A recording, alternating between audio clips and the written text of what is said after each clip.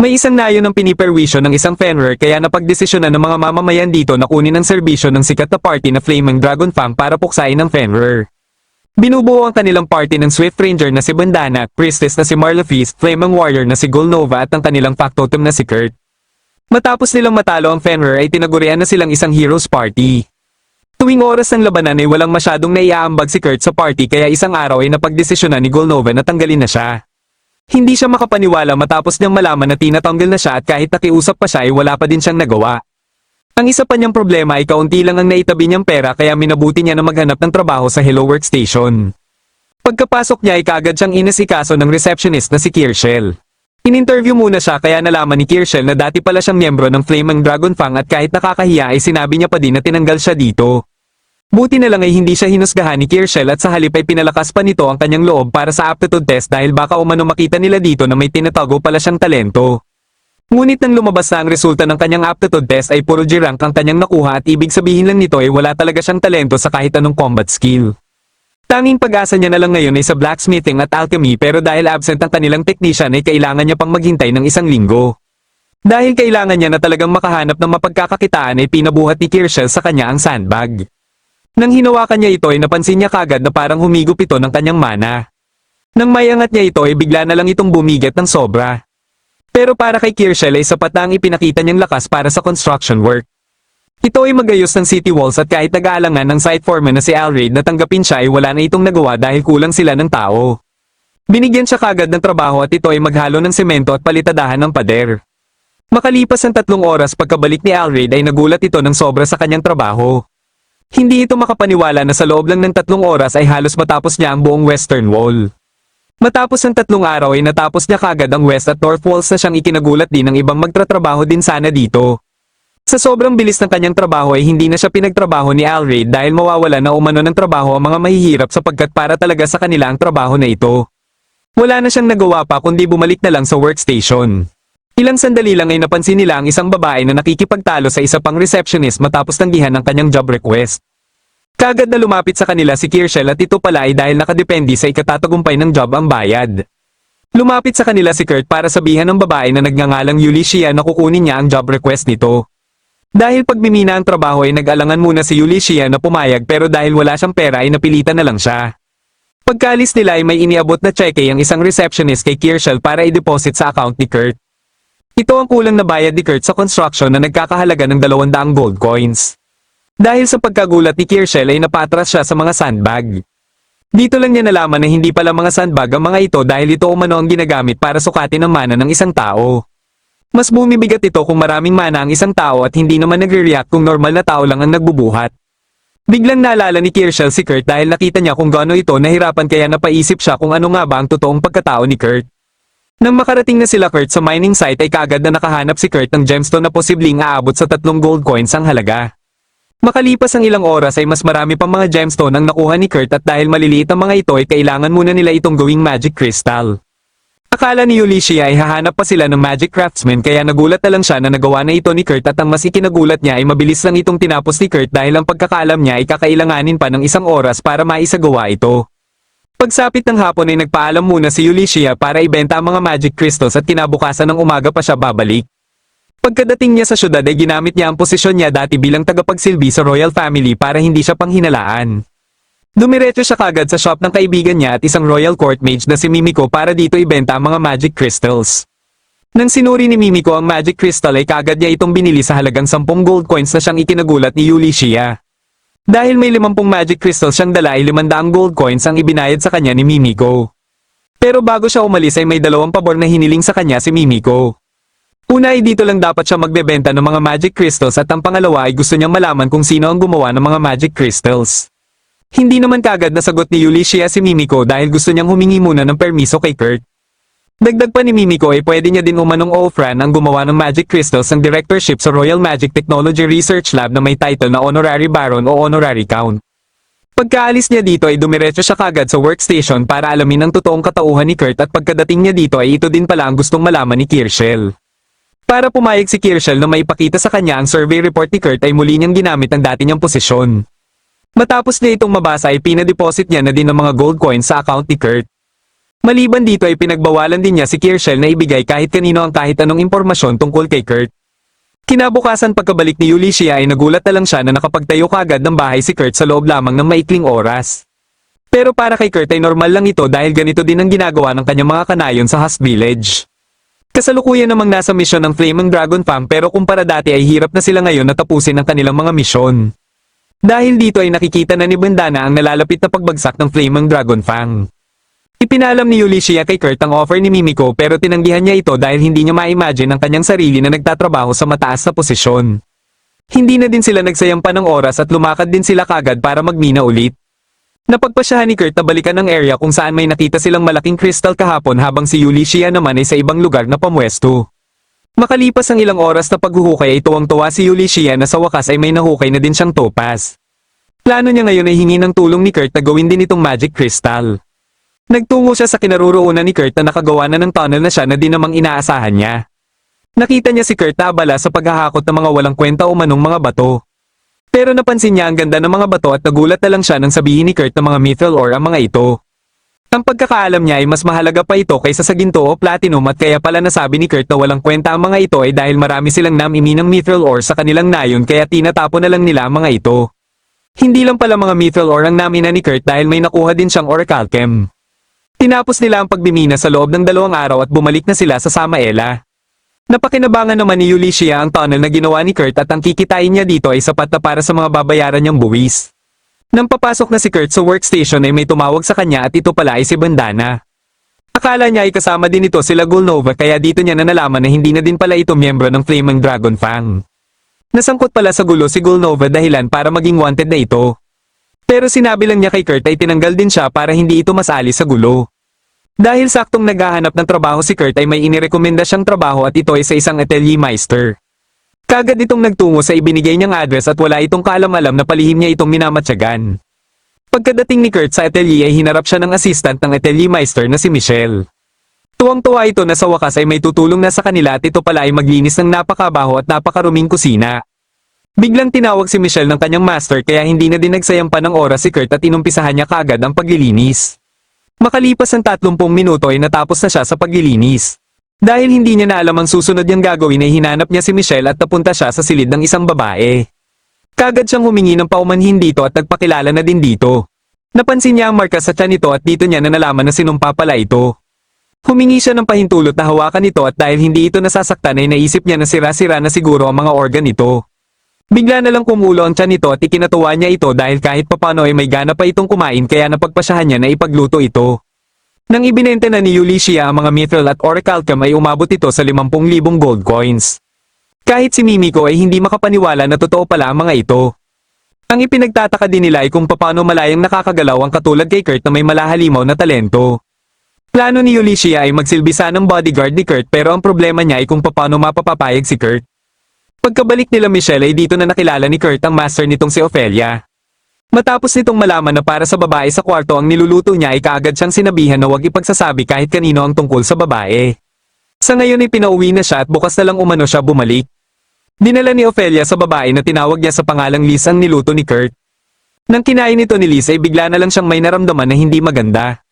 Akala ni Ophelia ay may laso ng pagkain ngunit ilang sandali lang ay muling bumangon si Liz at nawala na din ang sumpa. Hindi makapaniwala si Ophelia sa kanyang nakita at kagad namang nalaman ng nagsumpa kay Liz ang pagkakatanggal ng sumpa. Plano nila ngayon ay magsagawa ng ibang paraan para iligpit si Liz. Pagsapit ng gabi ay bumisita sila Ophelia at Liz sa shop ni Mimiko. Nang tinanggal ni Liz ang kanyang hood ay kagad na lumuhad sila Mimiko at Ulysses. Hindi sila makapaniwala kung bakit naririto ang third princess. Anak si Liz ng kanilang hari kay Princess Francois mula sa Gurumako Empire at si Liz ang simbolo sa kapayapaan ng dalawang bansa. Ibig sabihin lang nito ay may gustong sumira sa kapayapaan na ito kaya nais nila na iligpit si Liz. Akala nila Mimiko ay sila lang din ang nakatanggal ng sumpa kaya laking gulat nila ni Ulysses na si Kurt din pala ang nakatanggal ng sumpa. Nag-usap-usap silang apat at matapos masabi nila Ophelia ang buong nangyari ay dito na din nila napag-usapan ng mga posibleng mastermind sa assassination kay Liz. May 3 pinanghihinalaan si Mimiko at ang una sa kanyang listahan ay si Sanova Riskatz o ang First General of the Royal Expeditionary Forces. Ang ikalawa ay ang Bishop ng Poland Church na si Tristan Maynolf at ang panghuli ay ang Third Queen na si Isadora Arkmama. Parehas silang may kakayahan na magpa-assassinate kaya mahirap matukoy kung sino talaga ang mastermind. Iminungkahi ni Ophelia na magtayo sila ng atelier na siyang magsisilbing trap para matukoy nila ang mastermind. Isa itong peking atelier at dito kunwaring magsasanay si Liz. Dahil kailangan nila ng atelier meister ay inirekomenda nila Ulysses si Kurt. Hindi makapaniwala si Ophelia na si Kurt din ang gumawa ng top grade crystal na ipinakita nila Mimiko. Kinabukasan pagkabalik ni Kurt sa atelier ni Ophelia ay nagtaka siya na sarado ito. Sakto namang dumating din si Michelle at ayon dito ay umalis umano ang master nito kahapon pa kaya sa ngayon ay wala muna siyang trabaho. Dahil wala pa din siyang kain ay minabuti niya na kumain muna. Ilang sandali lang ay narinig niya ang usapan ng isang party na namramroblema dahil hindi makakasama ang kanilang porter sa bagong job request na kinuha nila.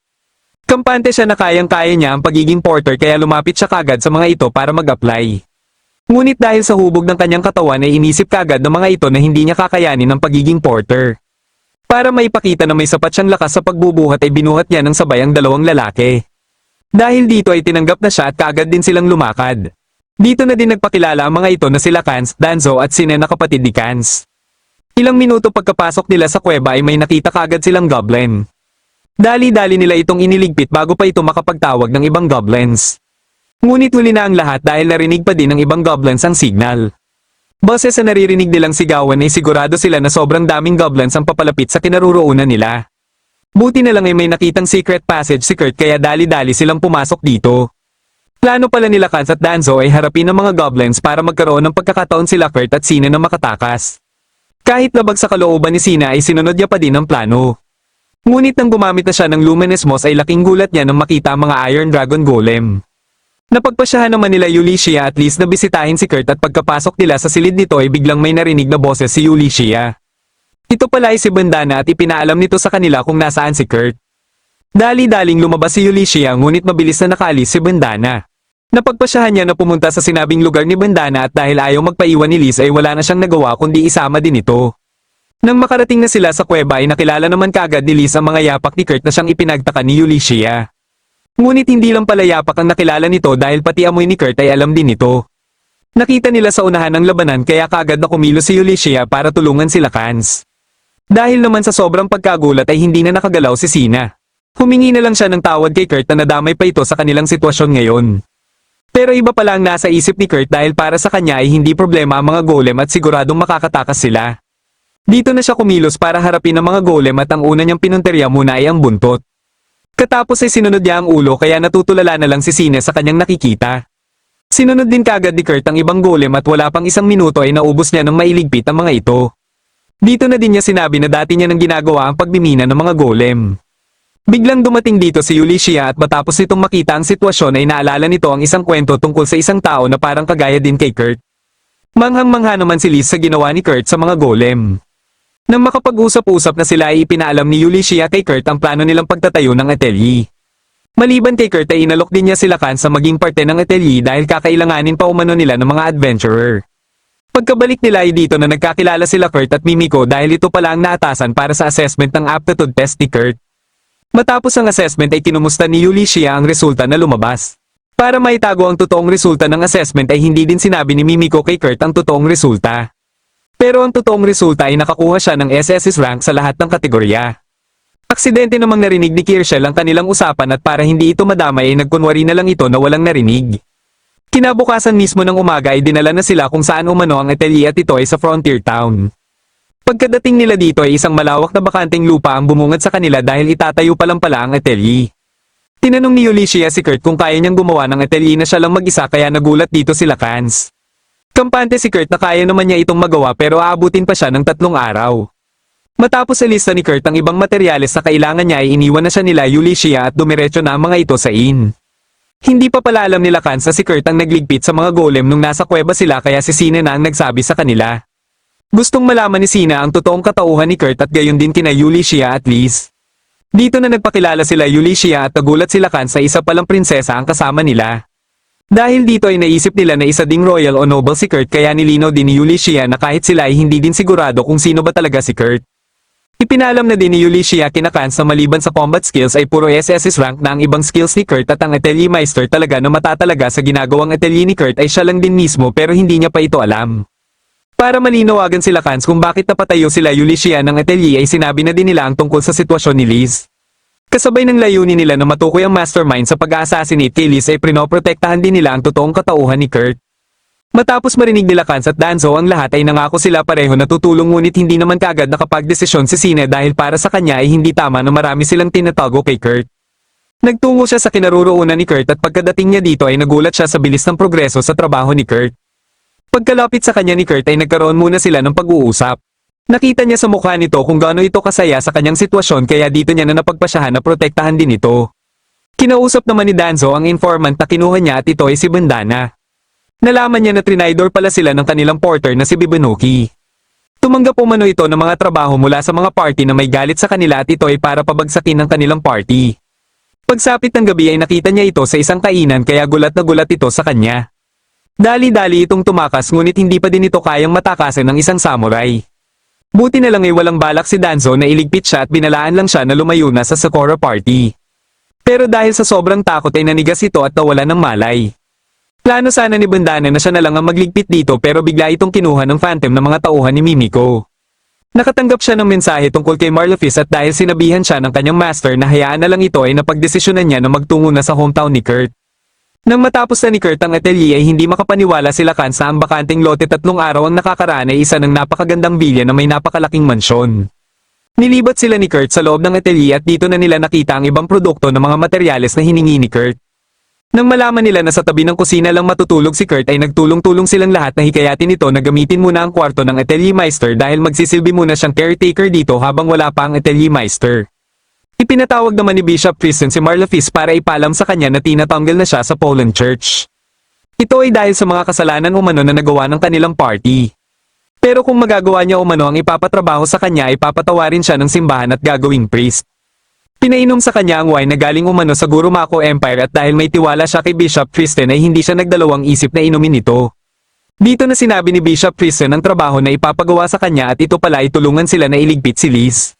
Katapos ay dito na dina-activate ang sumpa sa kanyang katawan dahil ang ininom pala niyang wine ay nilaso ng sumpa. Tanging tubig lang ang pwedeng tanggapin ng kanyang katawan at kung hindi siya makapasa sa pagsubok ay posible siyang masawi dahil sa gutom. Kinabukasan ng umaga habang nag-aalmusal sila Ulyssia at Liz ay napansin ni Ulyssia na wala pa ding sumusubok na muling lagyan ng sumpa si Liz. Naisip niya na baka hindi pa siguro alam ng mga kalaban ng kinaroroonan ni Liz o may iba pang dahilan. Dahil nasarapan na naman si Liz sa inihandang pagkain ni Kurt ay naalala niya ang porridge na niluto ni Kurt na nagpagaling sa kanyang sumpa. Gusto niyang lutuan siya muli ni Kurt ng ganito sakaling tamaan ulit siya ng sumpa kaya sinabi ni Kurt na hindi na siya dapat pang mabahala sa sumpa. Dito na nila nalaman na ang buong mansyon pala ay nagsisilbing barrier para pabalikan ng sumpa sa caster. Pero may ginalaw lang siya sa barrier kaya ang sino mang susubok na lagyan ng sumpa si Liz ay magliliwanag lang imbis na magkakaroon ng sumpa. Sakto namang may susubok ulit na lagyan ng sumpa si Liz kaya siya tuloy ang unang nasampulan. Matapos marinig ni Ulyssia ang mga sinabi ni Kurt ay kaagad siyang umalis para ipalam ito kina Mimiko. Napansin naman nila General Alraid at Vice General Generic ang unti-unting pagkapal ng hamog. May masamang kutob dito si Alraid kaya napunta sa pagsasaayos ng pader ang kanilang usapan kung kakayanin ba nito na sakaling sumalakay ang mga halimaw. Hindi naman makapaniwala si Generic na si Alraid mismo ang nagsilbing site foreman sa pagsasaayos ng pader. Katwiran ni Alraid ay gusto niya lang masiguro na maayos ang trabaho. Naabutan nila Ulyssia ang sumubok na magsumpa kay Liz na wala ng buhay dahil iniligpit pala ito ng kanyang kasamahan sa pagkabahala na baka matunton sila. Sobrang namangha si Ophelia na nakalikha si Kurt ng makapangyarihang curse reflector at mas mapapadali sana ang kanilang pag-iimbestiga kung matutulungan sila nito. Bigla silang nakarinig ng tunog ng kampana na senyales na may papalapit na mga halimaw. Kagad na inutusan ni Alraid ang Magic Squad na lumikha ng liwanag at nakita nila ang napakaraming skeleton na papalapit. Pero nang makalapit na ang mga ito sa pader ay nagulat na lang sila sa kanilang nakita. Nang malaman ni Ulyssia ang sitwasyon sa Western Wall ay naalala niya ang sinabi ni Kirschel nung isang araw na dito nagtrabaho si Kurt. Bigla ding naalala ni Alraid si Kurt at naisip niya na baka may ginawa ito sa pader. Kasalukuyan namang nasa lapiteruan si Marlefis na hirap na sa kanyang kalagayan dahil sa pagpupumilit ng Demon Lord na gamitin ang kanyang kapangyarihan na magpalabas ng napakaraming skeleton. Hindi siya makapaniwala na nakipagkasundo ang kanilang bishop sa isang advanced demon. Dito lang niya napagtanto na parang na-set up lang siya ng simbahan. Kinabukasan ng umaga ay bumalik muna si Ulyssia sa atelier para ipalam kina Kurt ang sitwasyon sa syudad. Dahil alam na nila Alraid kung saan galing ang mga skeleton ay nagpaplano na sila sa gagawin nilang estratehiya. Biglang may naalala si Ulyssia na paraan paano sila makakalapit sa Lapita Ruins kaya dali-dali siyang bumalik ng syudad. Kasama sila Ophelia at Mimiko ay pinuntahan nila sila Alraid para imungkahi ang naisip niyang plano. Plano niya na magtungo sa Lapita Ruins at para magawa niya ito ay kailangan niya ng tulong ng mga kawal para magsilbing decoy. Pumayag si Alraid sa kanyang plano pero gusto nito na sumama sa kanya at si Generic na lang ang mamumuno sa mga kawal. Nang makapwesto na silang lahat ay inihagis ni Ulysses sa mga skeleton ng magic crystal na nilikha ni Kurt. Plano nila ay mabawasan lang ang bilang ng mga skeleton pero nagulat sila na naubos ang mga ito. Hindi na nila pinalampas pa ang pagkakataon na ito at dali-dali silang kumilos.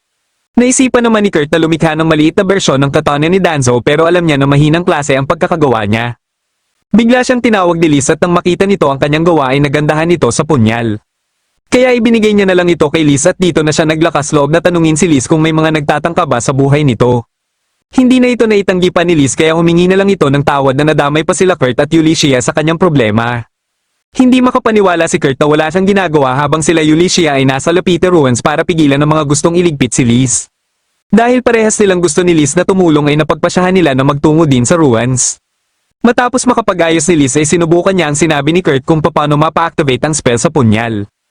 Akala niya ay hindi ito gumana pero pagkatalikod niya ay nagulat siya sa kanyang nakita. Hindi naman naging madali kina Ulysses na makapasok sa ruins dahil sa sobrang dami ng mga kalaban. Buti na lang ay dumating sila Kans para tulungan sila. Mabilis ding natunto ni Sina ang lagusan kung saan ang gagaling ang mga kalaban kaya dito na ginamit ni Ulysses ang isa pang magic crystal.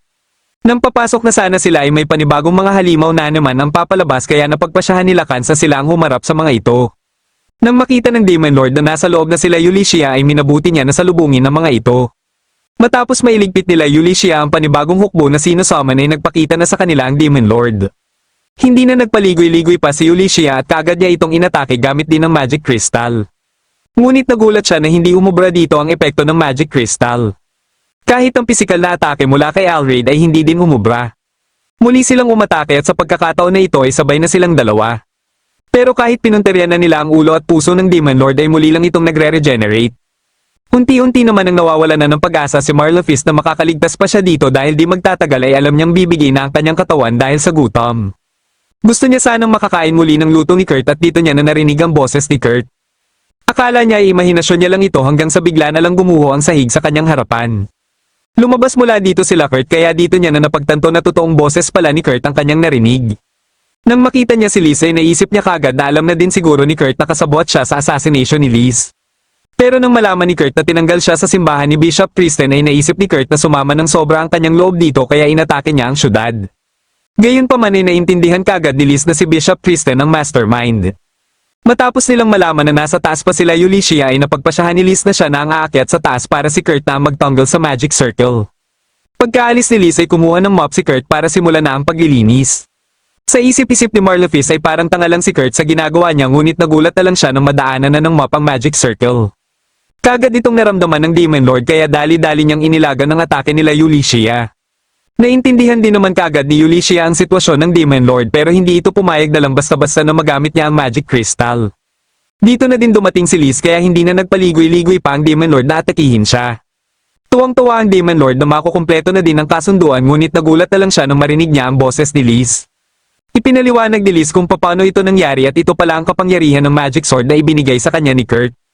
Muli siyang inatake ng Demon Lord pero sa pagkakataon na ito ay napunta siya sa kinaroroonan ng magic crystal. Sinubukan pa ng Demon Lord na magmakaawa ngunit wala na din itong nagawa pa. Dahil sa pagkasawi ng Demon Lord ay naglaho na din ang mga alagad nito. Pero kahit nabura na ang magic circle ay hindi pa din naglalaho ang sumpa sa katawan ni Marlefist. Binigyan siya ng makakain ni Kurt at kahit alam niyang iluluwa niya lang din ito ay kinain niya pa din ito. Matapos ang unang kagat niya ay nagtaka siya na hindi na siya nasusuka. Dito na din nawala ang sumpa kaya dito niya na napagtanto na ito pala ang kapangyarihan ni Kurt. Kaya pala ni minsan ay hindi nalagay sa panganib ang kanilang buhay ay dahil protektado pala sila parati ni Kurt. Pagkadating nila Liz at Ulysses ay bigla namang dumating din ang Phantom para hulihin si Marlefist at wala nang nagawa pa dito si Marlefist. Pagsapit ng gabi ay nagkaroon sila ng salo-salo para ipagdiwang ang kanilang tagumpay. Dito lang din nalaman ni Kurt na isa palang general si Alraid. Isang araw habang nasa biyahe sila ay napanaginipan ni Kurt ang ilang pangyayari nung bata pa siya. Ito ay nung araw na makilala niya ang kaibigan niyang si Hildegard. Habang naglalaro sila ay nakakain si Hildegard ng isang uri ng berry na nakakalason. Dali-dali siyang lumikha ng panasiya at kahit nag-aalinlangan siya sa kanyang kakayahan ay nangako siya sa kanyang sarili na ililigtas niya ang kanyang kaibigan. Dahil malapit na sila sa Nayon na humihingi sa kanila ng tulong ay ginising na siya ni Ulyssia. Pagkadating nila ng Nayon ay nalaman nila ang problema dito at ito pala ay ang tubig. Pero habang kinakausap ni Ulyssia ang village chief ng kalapit na Nayon ay ibinalita sa kanila ang kasalukuyang nangyayari sa reservoir. Dali-daling nagtungo dito si Ulyssia at nang makita niya si Kurt ay naintindihan niya kaagad ang sitwasyon. Dahil dito ay naresolba nila kaagad ang problema at bilang pasasalamat ay binigyan din sila ng iba't ibang klase ng mga itlog. Kasalukuyan namang nasa mansyon ni Margrave Tycoon si Liz bilang representative ng Ateliermeister at kasama niya dito si Alraid. Napag-usapan nila ang tungkol sa Frontier Town at nais ni Margrave Tycoon na gawin sanang Viceroy ang Ateliermeister dito. Alam ni Liz na hindi ito magandang ideya sapagkat kung magiging Viceroy si Kurt ay kailangan niyang humarap sa publiko. Ayaw niya sanang pumayag sa mungkahi ni Margrave Tycoon pero dahil parang minamaliit nito ang Ateliermeister ay aksidente siyang napapayag. Pagkabalik niya sa atelier ay kagad niyang sinabi kay Ulyssia ang mga nangyari sa kanilang lakad. Naisip ni Ulyssia na baka maghanap na lang siguro sila ng magpapanggap na Ateliermeister. Ilang sandali lang ay biglang tinawag ni Kurt si Ulyssia dahil napisa na umano ang isang itlog. Ngunit nang makita nila ang laman ng itlog ay nagulat sila na isa itong tao. Hindi sila makapaniwala na ang laman ng waterfowl egg ay isang nilalang na parang 3 taong gulang na bata. Mas nagulat pa sila nang tinawag din itong papa si Kurt. Pero masama ang kutob dito ni Ulyssia dahil alam niyang hindi ito isang ordinaryong nilalang lang. Bago pa ito maging problema sa kanila ay nais niya na iligpit na lang ito na siya namang hindi sinang-ayunan ni Kurt. Nagkaroon pa sila ng pagtatalo hanggang sa tinawag din na mama ng bata si Ulyssia. Bigla itong inagaw ni Liz at kahit si Liz ay tinawag din itong mama dahilan para mabitawan niya ito. Buti na lang ay nagawa itong masalo ni Sina na tinawag naman itong ate. Dahil nakuha na nito ang loob ni Ulyssia ay hindi niya natinuloy ang kanyang plano. Binigyan ito ni Kurt ng pangalan na Akuri na may ibig sabihin na Edge. Para makakuha si Ulyssia ng iba pang impormasyon tungkol kay Akuri ay nagpadala siya ng buhok at laway na ipapasuri kay Mimiko. Kinabukasan ng umaga ay dinala nila si Akuri sa silid na paglalaroan nito pero alam ni Ulyssia na ito na din mismo ang magsisilbing kulungan nito habang inaalam pa nila ang totoong pagkatao nito. Dahil may trabaho pa sila sa ibang nayon ay napagpasyahan nila na iwan muna ito kay Sina. Ngunit ilang minuto lang pagkaalis nila ay bigla nilang narinig ang boses ni Akuri. Dali-dali nilang tiningnan ang loob ng karwahe at nagulat sila kung paano napunta dito si Akuri. Buti na lang ay may nakasunod na phantom sa kanila kaya nagpanggap itong maglalakbay para mautusan ito ni Ulyssia na may palm sa atelier na kasama nila si Akuri nang sa gayon ay hindi mag-alala sila Sina. Pagkadating nila sa Nayon na humingi ng kanilang tulong ay sinalubong sila ng isang matanda na inakalang si Kurt ang maglalakbay na hero. Kailangan umano nilang talunin ng Demon King at iligtas ang kanilang mundo. Sinakihan naman ito nila Kurt at Akuri pero biglang dumating dito ang manugang nito at humingi ng paumanhin sa kanila. Ito pala ang kanilang kliyente at ang problema umano nila ay hindi na kumakain ng kanilang mga alagang baboy. Napansin ni Kurt na baka dahil ito sa nararamdaman nilang init kaya naghanda siya ng pagkain na panlaban dito. Habang pinapakain niya na ang mga baboy ay bigla na lang may baby dragon ang lumapit sa kanila kaya dali-daling kumilos si Ulyssia para sana pigilan ito. Ngunit siya ang pinigilan ni Kurt dahil alam pala ni Kurt na hihingi lang ito ng pagkain. Sa mga nayon pala ay normal lang na may mga dragon ang nagpapakita para humingi ng pagkain. Biglang may naamoy na dugo si Alicia kaya kaagad niyang hinanap ang pananggagalingan nito. Nakita niya sa di kalayuan ng phantom na nagbabantay kay Kurt at nang may mapansin siya sa kabila ay kaagad niya itong inatake. Naglaban silang dalawa at napansin din sila kaagad nila Kurt. Nang makita ng kalaban sila Kurt at Akuri ay sinabi nito na ibigay umano sa kanya ang bata. Mabilis namang kumilos ang baby dragon para kunin sila Kurt kaya ipinagpatuloy nila Ulyssia ang kanilang labanan. Sinubukan pa ni Ulyssia na alamin kung si Akuri ba ang bata na tinutukoy ng kalaban pero ayaw siyang sagutin ito. Ilang sandali lang ay nagkaroon ng pagkakataon ng kalaban na mapuruhan siya sa tiyan. Akala ng kalaban ay hindi na makakalaban pa si Ulyssia pero bago pa siya makalapit ay biglang ginamit ni Ulyssia ang magic crystal. Sa sobrang lakas nito ay nabaon sa lupa ang kalaban ngunit hindi pa pala ito sapat para matalo ito. Dito na din ito ipinakita ang kanyang sungay dahilan para maisip kagad ni Ulyssia na isa din itong demon. Ang mas ikinagulat pa niya ay alam din ito na kabilang siya sa tumalo sa Demon Lord. Dahil dito ay naisip niya na baka si Kurt ang talagang pakay nito. Ipinapanalangin niya na sana ay makabalik sila Kurt sa Frontier Town ngunit nagulat na lang siya nang makita ito na pabalik. Pinakawalan niya pala ang napakaraming baboy nang sa gayon ay magkaroon siya ng pagkakataon na maitakas si Ulyssia. Ngunit hindi naman pumayag na lang basta-basta ang demon na gumamit na ng mahika para pigilan sila. Sa sitwasyon nila ngayon ay wala nang ibang maisip si Ulyssia kundi labanan muli ang demon kaya hiniram niya muna kay Kurt ang punyal nito. Pagka-atake muli ng demon ay ginamit niya ang punyal para sana kansilahin ito ngunit hindi ito gumana. Bigla namang na-teleport sa kanyang ulo si Akuri kaya dali-daling kinansela ng demon ang kanyang atake. Muling sinubukan ni Ulysses na tanungin ito kung sino ba talaga ang kanyang pakay ngunit dahil may matinding pinsala na din itong natamo ay minabuti nito na umatras muna. Hinayaan na lang nila ito at inasikaso na lang muna nila ang mga baboy bago pa dumating ang kanilang kliyente. Minabuti ni Kurt na bumisita muna sa kalapit na nayon na tinulungan din nila dati pero ilang sandali lang ay may napansin ang baby dragon sa ibaba kaya pinuntahan nila ito. Nang pabalik na sila Ulysses sa atelier ay nakasalubong nila sa daan si Kurt. Napansin nila na may isa itong kasama at ito pala ay ang demon na nilabanan nila kanina. Ito pala ang napansin kanina ng baby dragon at dahil naaawa si Kurt dito ay ginawa niya ito ng gamot. Pero hinaluan niya ito ng pampamanhid para matulog muna ito ng 3 araw. Pinagsabihan niya din ito sa ginawa nitong pag-atake sa kanila kanina pero alam niya na hindi ito katulad sa kilala niyang horned girl na si Hildegard. Nang marinig ng demon ang pangalan ni Hildegard ay nagulat ito pero dito na ito nawala ng malay. Napagpasyahan nila na dalhin na lang muna ito sa atelier. Pinahingi ni Kurt si Akuri ng paumanhin sa kanyang mga pinag-alala. Ngunit ilang sandali lang ay may sumalubong din sa kanilang lalaki na hindi nila kilala. Ipinakilala ito sa kanila ni Liz dahil ito pala ang kanilang atelier meister. Nagpakilala ito sa kanila sa pangalang Rikuto pero hindi naniniwala si Ulysses na ito ang atelier meister. Pinagluto niya muna si Kurt at pinasikaso kay Sine si Akuri. Nang kakausapin niya na sana sila Rikuto at Liz ay bigla na lang siyang nilapitan ni Rikuto. Kaya sinipa niya ito at dito niya na nalaman na isa lang pala itong ilusyon. Ayon kay Liz ay ito umano ang nakikita niya na magiging hitsura ni Kurt pagsapit ng ika-20 taong gulang niya. Bigla silang nakatanggap ng mensahe mula kay Mimiko at nakasaad dito na bibisita ito para pag-usapan nila ang tungkol kay Akuri. Pagkadating ni Mimiko ay sinabi niya na may nadetect silang magic substance na sa kasalukuyan ay may tuturing ng lost magic. Sa ngayon ay hindi pa din nila masasabi kung ano ba talagang klaseng nilalang si Akuri dahil kahit para na itong isang tao ay siguradong hindi ito isang tao. Gusto sana ni Mimiko na gamitan muna ito ng seal and curse para hindi na ito makagamit ng teleportation magic at dalhin sa kanyang research lab ngunit kagad na tumutol dito si Kurt. Kahit sila Ulysses at Liz ay hindi din sang-ayon kaya minabuti ni Mimiko na ipaubaya na lang muna sa kanila si Akuri. Dahil wala na silang pag-uusapan pa tungkol kay Akuri ay napagpasyahan ni Mimiko na puntahan na ang demon na nakalaban nila Ulysses. Ginising niya ito para sana tanungin ngunit sasagot lang umano ito sa taong tumalo sa kanya kaya pinatawag nila si Kurt. Hindi na ito nagpaligoy-ligoy pa at kaagad nitong tinanong si Kurt kung bakit may nabanggit siyang Hildegard. Sinabi ni Kurt na may kaibigan siyang Hildegard ang pangalan nung bata pa siya at nang makumpirma ng demon na iisa lang ang tinutukoy nilang Hildegard ay dito niya na sinabi na kasalukuyan hostage ngayon ni Margrave Tycoon si Hildegard. Plano niya ngayon na iligtas ito at habang iniimbestigahan niya ang totoong layunin ni Margrave Tycoon ay aksidente niyang nakita ang pag-teleport ni Akuri sa karwahe. Naisip niya kagad na posibleng makatulong ang kapangyarihan nito para makapasok siya sa mansyon ni Margrave Tycoon kaya balak niya sanang agawin mula kina Kurt si Akuri. Napagdesisyon na ni Mimiko na iligtas si Hildegard pero kailangan manatili muna dito ang demon habang isinasagawa nila ang operasyon. Pumayag naman ang demon sa mga kondisyon ni Mimiko at dito na ito nagpakilala sa pangalang Soulflare. Kagad silang nagplano kung paano nila ililigtas si Hildegard. May naisip namang ideya si Liz at ito ay gamitin ang Peking Atelier Meister dahil saktong sa susunod na linggo na din ang festival sa syudad ni Margrave Tycoon. Pag makarating na sila sa syudad ay maglalaan sila ng 3 araw at sa ikatlong araw na nila isasagawa ang operasyon.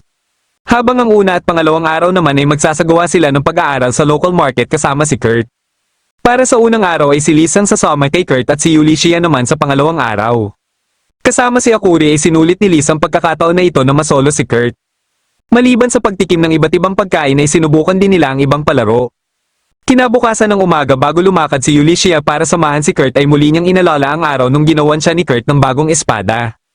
Gawa ito sa mithril at adamantite kaya kung ang kalidad ng pagbabasehan ay wala nang makakatalo pa dito. Dahil napagod ng sobra kahapon si Akuri ay hindi na ito ginising pa ni Kurt para isama. Ilang sandali lang ay may napansin silang mga kalalakihan na parang ginugulo ang isang tindahan. Ayaw ni Ulysses na makialam sa mga ito para hindi masira ang date nila ni Kurt ngunit nakita niya na lang si Kurt na inaawat na ang mga nanggugulo. Katwiran ng mga kalalakihan ay pangit umano ang lasa ng mga meat buns pero nang tinikman nito ni Kurt ay nasarapan siya dito. Sa inis ng mga kalalakihan ay tinulak nila si Kurt kaya dito na nakialam si Ulysses. Nang malaman ng mga ito na staff si Kurt ng atelier ay napilitan na lang sila na umalis. Ang problema ay nagkaroon ng bali sa buto ang may-ari ng tindahan kaya dali-dali itong dinala ni Kurt sa pagamutan. Wala nang nagawa pa si Alicia kundi asikasuhin na lang ang anak ng may-ari na si Luna. Nang mapansin niya ang isang phantom ay bumili siya kunwari ng binibenta nito at nalaman niya mula dito na inutusan pala ng Gargel Restaurant ang mga kalalakihan na guluhin ng full moon buns nang sa gayon ay hindi na sila makasali pa sa gaganaping kompetisyon mamayang hapon. Pagkabalik ni Kurt ay ipinaalam niya kay Luna na bukas pa makakalabas ng hospital ang kanyang ama. Dahil gusto ni Kurt na tulungan ng Full Moon Bonds at porsigido din si Yulicia na talunin ng Gargel Restaurant sa pagkaabala ng date nila ay napagpasyahan nila na ipagpatuloy ang pagsali sa kompetisyon. Ngunit natapon na pala lahat ang mga ipapalaman na karne kaya umisip ng ibang paraan sila Kurt. Pero kailangan umano muna ni Kurt na magukay para maging perpekto ang bagong bonds na gagawin nila. Pagsapit ng hapon habang tinitikman na ng mga judge ang mga produkto ni Gargel ay bigla silang may narinig na nagkakagulo dahil sa sarap ng bonds. Hindi makapaniwala si Gargel na nakasali pa din sa kompetisyon ng Full Moon Bonds gayong may binayaran naman siya para guluhin ito. Pagkadating ng mga judge ay kagad silang nilapitan ni Luna para patikimin ng bonds. Nasarapan sila ng husto dito at kahit si Gargel ay nasarapan din. Dito na din lumapit sa kanila si Yulicia para ipaalam sa kanila kung paano niluto ang mga bonds. Nang malaman ni Gargel na nagukay si Kurt ay natuwa siya dahil siguradong paparusahan sila ng Margrave. Dahil dito ay ipinakita sa kanya ni Yulicia ang permit at si Liz pa mismo ang kumuha nito. Sinubukan pa ni Gargel na kausapin ng isang judge na plano niyang bayaran ngunit tumanggi na ito na sundin pa ang kanyang gusto. Nang makita niya ang mga kalalakihan na binayaran niya ay kaagad niyang pinuntahan ng mga ito ngunit sila Liz na pala ang mga ito para hulihin siya. Lumapit din dito si Yulicia at dahil ayaw ni Gargel na magpahuli na lang basta-basta ay inatake niya si Liz ngunit mabilis siyang napigilan ng Phantom. Dito na din nagpakilala sa kanya si Liz dahilan para mapagtanto niya kung gaano kalala ang krimen na nagawa niya. Pagsapit ng gabi ay nalaman na lang ni Margrave Tycoon ang pagkakadakip kay Gargel at dahil may kinalaman din kay Gargel ang mga chef nila ay dinakip din ng mga ito. Dahil dito ay namroblema ng husto si Margrave Tycoon sapagkat bibisita bukas si Liz at wala na silang chef na mag-aasikaso para sa tea party. Iminungkahi ng kanyang katiwala na kunin na lang nila ang chef ng Full Moon Bonds dahil sila ang nanalo kanina sa kompetisyon. Kinabukasan ng umaga habang patungo na sila Liz at Yulicia sa mansyon ng Margrave ay may natanggap silang mensahe. Dito na nila nalaman na kinuhang chef si Kurt ni Margrave Tycoon. Pagkadating ni Kurt sa mansyon ay pinatambay muna siya sa kusina. Napansin niya kagad ang pinto sa kabila at boses sa floor plan ng mansyon ay dito umano ikinulong si Hildegard. Nang malaman ni Akuri na gusto niya itong pasukin ay napagpasyahan nito na dalhin siya sa loob nito gamit ang teleportation magic. Bigla silang may narinig na boses babae pero parang boses ng matanda na ito. Gayunpaman ay inisip pa din ni Kurt na ito na siguro si Hildegard kaya dali-dali siyang gumawa ng paraan para mabuksan ang pinto. Ngunit nang mabuksan niya na ito ay nagulat siya na isang matandang babae ang kanyang nakita. Habang nag-uusap-usap na sila Liz at Margrave Tycoon ay kunwaring may gustong itanong si Rekuto kay Margrave Tycoon nang sila lang dalawa kaya minabuti ni Liz na lumabas muna. Walang kaalam-alam si Margrave Tycoon na nagtatago lang pala ang totoong Liz. Tinanong ito ni Rekuto sa totoong pakay talaga nito sa kanya kaya dito na nito sinabi ang plano nitong lumikha ng gamot para sa Eternal Youth. Nilapitan ni Akuri ang matandang babae dahil napansin niya na parang matamlay ito. Hindi pa pala ito kumakain dahil sa kawalan gana kaya binigyan ito ni Akuri ng meat bun. Nasarapan din ito sa meat bun at dito na napansin ni Kurt na hindi talaga ito isang tunay na matanda. Nagulat ito na nalaman ni Kurt ang kanyang kalagayan kaya napatanong ito kung isang mage si Kurt. Nang sinabi ni Kurt na isa lang siyang staff sa atelier ay dito na ito humingi sa kanya ng tulong na iligtas ang nakakulong sa baba. Dito na din ito nalaman na kilala din pala ni Kurt si Hildegard. Dahil dito ay napagpasyahan nito na isama si Kurt sa pinagkulungan kay Hildegard. Sinubukan ni Rekuto na alamin kung bakit gustong-gusto ni Margrave Tycoon na makalikha ng gamot para sa Eternal Youth ngunit hindi nito sinabi ang rason. Dito na inumpisahan nila Liz ang kanilang operasyon at nagkunwari silang may pumasok na mga kawatan para mapapunta si Margrave Tycoon sa silid na pinanghihinalaan nilang pinagkulungan kay Hildegard. Sinundan siya ni Liz at pagkadating nila dito ay nagulat si Liz nang tinawag ni Margrave Tycoon ang pangalang Famel. Ito ang kanyang anak at ang pagkakaalam ng lahat ay nasawi ito dahil sa sakit.